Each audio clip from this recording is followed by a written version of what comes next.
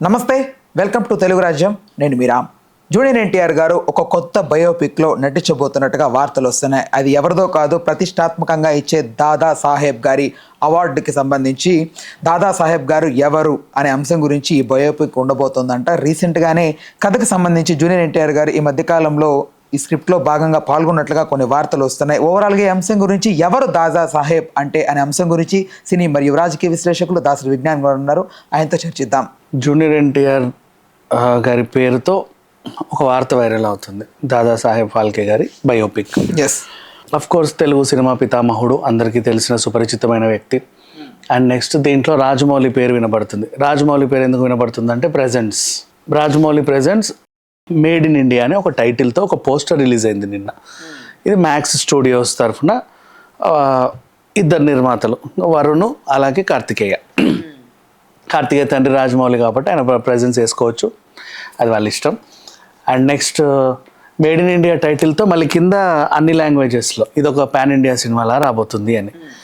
దీనికి డైరెక్టర్ ఎవరు అంటే హిందీ డైరెక్టర్ నితిన్ కక్కర్ ఆల్మోస్ట్ ఇప్పుడు నెక్స్ట్ 2016లో ఆవరాపన్ 2 చేస్తున్నాడు. గతంలోనూ బాగా పరిచయం ఉన్న ఒక హిందీ డైరెక్టర్ చేస్తున్నాడు pan India cinema. Rajamouli involve అయ్యాడు.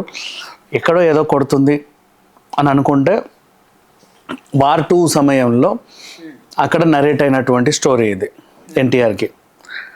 సో వాళ్ళు చెప్పింది ఏంటి, జూనియర్ ఎన్టీఆర్ నటిస్తున్నాడు అని. మరి మేడ్ ఇన్ ఇండియా కాన్సెప్ట్ ఏంటి, దాదా సాహెబ్ ఫాల్కే గారి బయోపిక్. ఈ బయోపిక్ జూనియర్ ఎన్టీఆర్ చేస్తేనే బాగుంటుంది అని వాళ్ళు ఫీల్ అయ్యారు. అండ్ ఒక హిందీ డైరెక్టర్ జూనియర్ ఎన్టీఆర్ని ఆబ్వియస్లీ మలుచుకుంటాడు. వై? బికాజ్ తను ఆల్రెడీ అక్కడ వార్ 2 చేస్తున్నాడు కాబట్టి. నువ్వు దాదా సాహెబ్ గారి గురించి మాట్లాడుకుంటే అసలు ఫస్ట్ మన ఇండియాకి సినిమాని తీసుకొచ్చింది ఆయన. వాళ్ళకేంటి చిన్నప్పుడు జస్ట్ ఏదో ఒక మామూలు సాంస్క్రిట్ బోధించే ఒక టీచర్ కొడుకు. ఇంకా చెప్పాలి, చాలా అంటే కట్టిక దరిద్రాన్ని అనుభవించినటువంటి మనిషి, చాలా పేద మనిషి, ఏమీ లేవు చేతిలో, కానీ గవ్వ కూడా లేదు. దాదాసాహెబ్ ఆశలు ఉన్న, కోరికలు ఉన్న ఏమీ లేవు. కాకపోతే కళాప్రియుడు, కొంచెం కళ్ళంటే ఆసక్తి, అందుకని చెప్పేసి ఆర్ట్స్ వైపు మొగ్గు చూపించి ఆర్ట్స్లోనే చదివాడు. వీళ్ళకు ప్రింటింగ్ ప్రెస్ ఉండేది ఆ టైంలో. తను మన రవివర్మ పిక్చర్స్ని చూసి సేమ్ అలాంటి పిక్చర్స్ని ఆయిల్ పెయింటింగ్లు వేసేవాడు. రవివర్మ కంచెతో వేసేవాడు, ఈయన దాన్ని ఆయిల్ పెయింటింగ్స్ వేసేవాడు. ఎలా ఆయిల్ పెయింటింగ్ అంటే అక్రైలిక్ ఆర్ట్ అంటారు దాన్ని. న్యాచురల్గా చెప్పాలి అంటే సెరమిక్తో చేస్తారు కొంతమంది. అండ్ నెక్స్ట్ ఆ పెయింట్ని వాటర్ మీద వేస్తారు, డ్రాప్స్ వేసి ఇలా ప్రింట్ తీస్తారు. అదొక ప్రింట్ వచ్చేసి యాజ్ ఇట్ ఈజ్ అట్లా వస్తుంది. ఇలాంటి కళలన్నీ చూపించేసి అప్పుడు ఫోటో ఎగ్జిబిషన్స్లో పార్టిసిపేట్ చేస్తూ బోల్డ్ అని బహుమతులు తెచ్చుకున్నాడు. అట్లా అసలు ఈ బొమ్మలు ఎందుకు కదలకూడదు అని ఆలోచన వచ్చింది ఆయనకు, అంతే. అప్పుడు వాళ్ళకు ప్రింటింగ్ ప్రెస్ ఉండేది వీళ్ళ నాన్నకి, చిన్నది. అది ఎలా ఉంటుందంటే ఒక కాగితం ఇలా పెడతారు, అప్పట్లో ప్రెస్సులు చెప్తున్నా, దాని మీద అక్షరాలు ఏమేం కావాలో అవన్నీ అమరుస్తారు, బొమ్మ ఏం కావాలో అమరుస్తారు, దాన్ని చెక్కుతారు, ఇనుప దానిపైన చెక్క దానిపైన. చెక్కిన తర్వాత కావాల్సిన కలర్ దానికి పూసి రాసేసి దాన్ని బాగా ఇచ్చేసిన తర్వాత పేపర్ పెట్టి దానిపైన ఇంకొక పాత న్యూస్ పేపర్ ఏదో పెట్టి ఆ చెక్కని ఇలా పెట్టి గట్టిగా ప్రెస్ చేస్తారు. అలా తీయగానే అది ఒక ప్రింట్ వస్తుంది. ఇది ఎందుకు కదలకూడదు ఇట్ట అనిపించింది ఆయనకి. అలా కార్టూన్, అప్పట్లో బుక్ కార్టూన్స్ ఉండేవి ఇంగ్లీష్లో. పుస్తకాన్ని ఇట్లా అంటుంటే అది బొమ్మ కదులుతా వచ్చేది. అప్పట్లో కార్టూన్స్ కూడా అలాగే తీసేవాళ్ళు. అలాంటి వాటి మీద ఆసక్తి కనిపించింది. దీన్ని అంటే సరే చేతుల్లో ఏదో కదలాడుతుంది, ఇలా దృశ్య రూపంలో ఎందుకు చేయకూడదు అని చూస్తే అప్పటికే అమెరికాలో బాగా డెవలప్ అయిన కొన్ని బయోస్కోపులు చూశాడు. చాలా కష్టపడి ఒక చిన్న కెమెరా కొనుక్కున్నాడు. దాంతో ఫస్ట్ తీసిన సినిమా ఏంటంటే ఆయన ఒక బఠానీ వేసి అది ఎలా ఎదుగుతుందో రోజు తీసాడు. అది వాళ్ళ ఫ్రెండ్కి చూపించాడు. అరే భలే ఉందిరా అనిపించింది. నెక్స్ట్ ఒక 20 అడుగుల రీల్ వాళ్ళ ఇంట్లో కుటుంబాన్నే, వాళ్ళమ్మమ్మ ఇలా అనేది, వాళ్ళమ్మ బట్టలారేసేది, వాళ్ళ నాన్న కూర్చొని పేపర్ చదివేది, అన్ని ఇలా తీసుకుంటూ వచ్చాడు. దాన్ని తీసి చూస్తే భలే ఒక 20 అడుగుల రీల్ భలే వచ్చింది. ఇదంతా వేస్టేజ్, అప్పట్లో దీనికి కూడా చాలా కాస్ట్లీ అదంతా.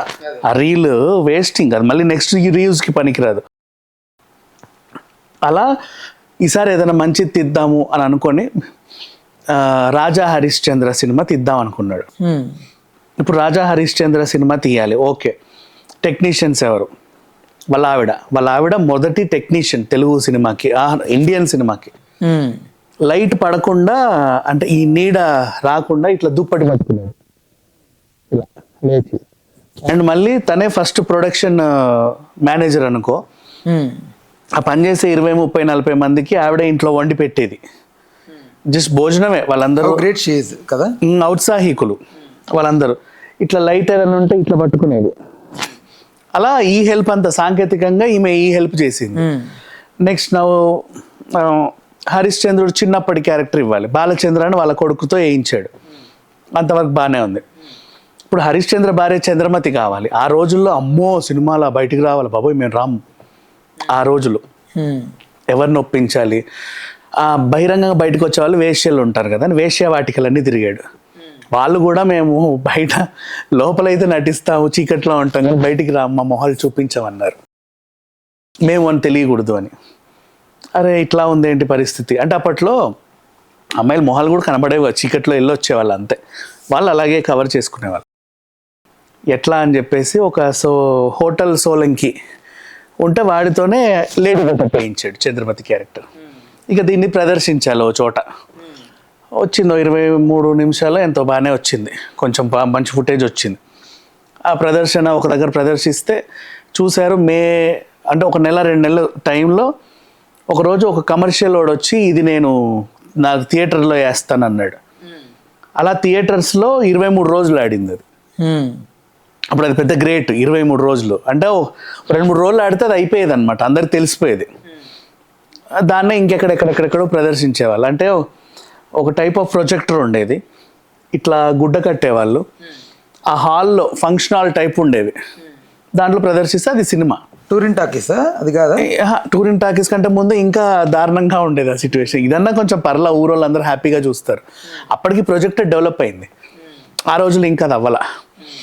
నెక్స్ట్ అలా కొన్ని సినిమాలు తీసాడు. ఇప్పుడు ప్రొజెక్టర్ కొని సినిమాలు తీయడం ఎలా, ఇట్లా తెర కట్టాడు, వైట్ తెర కట్టి వెనకాల ఏం చేసేవాడంటే రోడ్డుని వ్యూ అంతా తీసి దాన్ని ప్రొజెక్టర్ ద్వారా వెనకాల ప్రొజెక్ట్ చేసేవాళ్ళు. వెనకాల రోడ్డు కదులుతూ ఉంటుంది, వీళ్ళు జస్ట్ అట్లా కార్లో కూర్చొని కాసేపు మాట్లాడుకుంటా ఉండేవాళ్ళ. కార్ కదులుతుంది, వెనకాల అది కదిలేసరికి నిజంగా వీళ్ళు కదులుతున్నారు. ఇప్పుడు మనం గ్రీన్ మ్యాట్ వాడుతున్నట్టు ఒక రకంగా మేబీ అలాగే, బట్ అది లైవ్. అదే ఇట్లాంటివన్నీ చేసి బాగా ప్రయోగాలు చేశాడు. తర్వాత సావిత్రి గారి గురించి, శ్రీకృష్ణుడిని, శ్రీరాముడిని అందరినీ తెరకు పరిచయం చేసింది ఈయనే. శ్రీకృష్ణుడు కూడా వాళ్ళ అమ్మాయి మందాకిని బాలకృష్ణుడు వేషం వేసింది. అండ్ ఇప్పుడు ఇంకోటి చెప్పాలంటే Balachandra, Mandakini was the first child actors మన ఇండియన్ సినిమాకి. మొదట నటించింది కూడా వాళ్ళే. అట్లా ఇంకా ఈయన సినిమాలు తీయడం, చాలా మంది ఫండ్స్ ఇస్తున్నారు, దానికి తగ్గట్టు సినిమాలు తీస్తున్నాడు, ఏవేవో కొంటున్నాడు. కొంతకాలానికి ఒక కారు కొనగలిగాడు, కారులోనే షూటింగ్కి వెళ్ళి వచ్చాడు. అయినా సరే ఆయనకి సరిపోలా. అంటే మళ్ళీ ఇంకేదైనా తీయాలంటే ఏం చేయాలో అర్థమయ్యేది కాదు. డబ్బులు వచ్చేది వచ్చినట్టే రొటేట్ అవుతుంది, ఏమీ లేవు, ఎక్కువ సంపాదించుకోవాలా.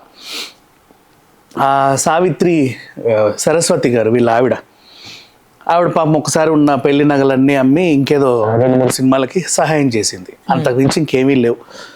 పిల్లల్ని ఎలా పోషించాలో కూడా తెలియదు. ఆ కారుని ఏం చేశారంటే పెళ్ళిళ్ళకి రెంట్కి ఇచ్చారు. వాళ్ళు పెళ్ళిళ్ళ ఊరేగింపులు చేసుకొని డెకరేషన్ చేసి వీళ్ళకి ఎంతో కొంత డబ్బులు ఇచ్చేవాళ్ళు. ఆ డబ్బులతో కొన్ని రోజులు బతికాడు. ఇక ఇండియన్ సినిమా అయ్యి 25 years అవుతుందన్నమాట. వీళ్ళు సిల్వర్ జూబ్లీ చేసుకున్నారు ఫంక్షన్. అప్పటికి కొంచెం సినిమా డెవలప్ అయ్యి చాలామంది వచ్చారు. ఇట్లాంటివి అంటే బ్లాక్ అండ్ వైట్ రోజుల సినిమాలు ఇంకా చాలామంది వచ్చేసారు, దర్శకులు, సంగీతం అందరూ వచ్చేసారు. అలా ఒక ఫంక్షన్ జరిగింది, పెద్ద పెద్ద హిట్ సినిమాలు. ఒక ఆయన ఇలా ఆయన ఒకరు గుర్తించారు, ఈయన దాదాసాహెబ్ అసలు ఫస్ట్ ఇంట్రడ్యూస్ చేసిందే ఈయన అని. అలా ఉన్నాడు ఏంటంటే మాసిపోయిన దాంతో. బట్ ఆ ఫంక్షన్కి రావాలి కాబట్టి వాళ్ళందరినీ చూద్దామని వచ్చాడు. ఇష్టం కదా సినిమా తప్ప ఏమీ తెలియదు. ఈయనని స్టేజ్ మీదకి తీసుకెళ్ళి అతనికి ఒక పురస్కారాన్ని అందజేసి సన్మానం చేసి ఒక 5,000 డబ్బులు ఇచ్చారు. 5,000 చాలా ఎక్కువ అనమాట. ప్రజెంట్ 5 లక్షలు కాదు, 5 కోట్ల కంటే ఎక్కువ అది. ఆ 5,000తో మళ్ళీ ఈయన ఏదైనా సినిమాలు తీసి డబ్బు పోగొడతాడేమో, కుటుంబాన్ని చూసుకుంటే బాగుంటుంది, ఇప్పటికే వీళ్ళ కుటుంబం చాలా చేసింది సినిమాకి అని ఆ ఇచ్చిన వాళ్ళ దగ్గరకు వచ్చి దగ్గరలో ఒక ఇల్లు, ఒక చిన్న స్థలం కొనిచ్చారు వాళ్ళకి. అప్పుడు ఎంత 20 రూపాయలు 30 రూపాయలకి ల్యాండ్లు వచ్చే రోజులు అవి. అలా కొనిపించి ఉంచారు. అయినా సరే పెద్దగా ఏం పిల్లల ఎడ్యుకేషన్కి వాటికి వీటికి ఖర్చు పెట్టాడు, అయిపోయింది అది కూడా. ఇంకా తర్వాత రోజుల్లో ఏమైందో తెలియదు, వాళ్ళ కటిక పేదరికంలోనే చనిపోయాడు. ఆ దరిద్రంలోనే పుట్టాడు, దరిద్రంలోనే ఎదిగాడు, దరిద్రంలోనే చనిపోయాడు. మధ్యలో ఒక కారు చిన్న సంపాదించింది తప్ప ఏమీ లేదు. తర్వాత ఆ కారు కొన్ని రోజులు వాళ్ళ కొడుకు వాడాడు, పెళ్ళిళ్ళకి వాటికి వీటి అద్దెలు ఇచ్చుకుంటూ. కొన్నాళ్ళ తర్వాత డంప్ యార్డ్లో తేలింది అది, ఓ ఇది ఆయన కార్ అని. ఆయన ఫస్ట్ వాడిన కెమెరా ఎక్కడ ఉందో ఇప్పటిదాకా తెలియదు. మరి ఏమైనా అమ్మేశారో లేకపోతే ఎవరైనా తీసుకెళ్ళిపోయారో ఎక్కడైనా పడిపోయిందో ఉండొచ్చు మేబీ. లేదు తెలియదు, ఎక్కడ లేదు బేసికలీ. అలా వాళ్ళ ఇంటి పాత సామాన్లతో పాటు పోయింది అది.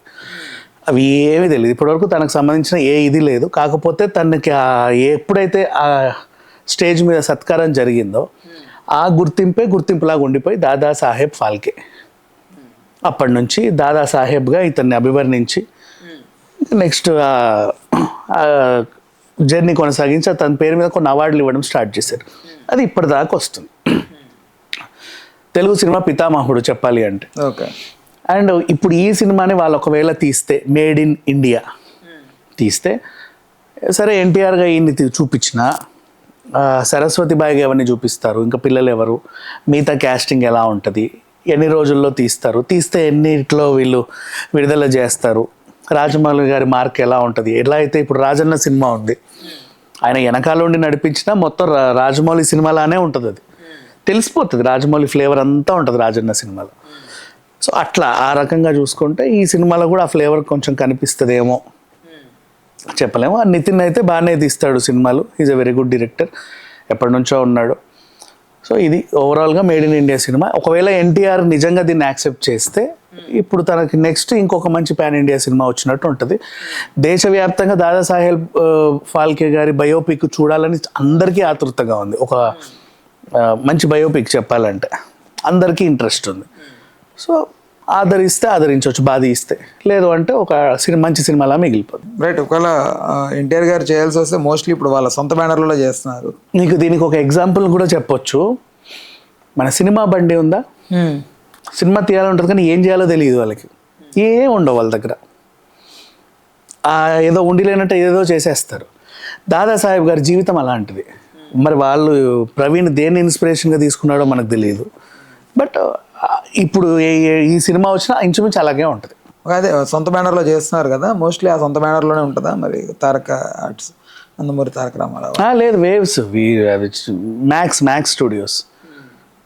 అంత ప్రతిష్టాత్మకంగా మరి అమీర్ ఖాన్ ఇలాంటి వాళ్ళు ఉన్నా కూడా why junior NTR is junior NTR యార్. అదంతే. నువ్వు అమీర్ ఖాన్ అన్నా, సూర్యాని తీసుకున్నా, విక్రమ్ని తీసుకున్నా, కమల్ హాసన్ ని తీసుకున్నా, ఎగ్జాక్ట్లీ ఎంత ఎపిక్ అని అదే చెప్తున్నాను. ఇప్పుడు కమల్ హాసన్ గారు ఎలాగో, విక్రమ్ ఎలాగో, సూర్య ఎలాగో, అమీర్ ఖాన్ ఎలాగో, అలాగే జూనియర్ ఎన్టీఆర్.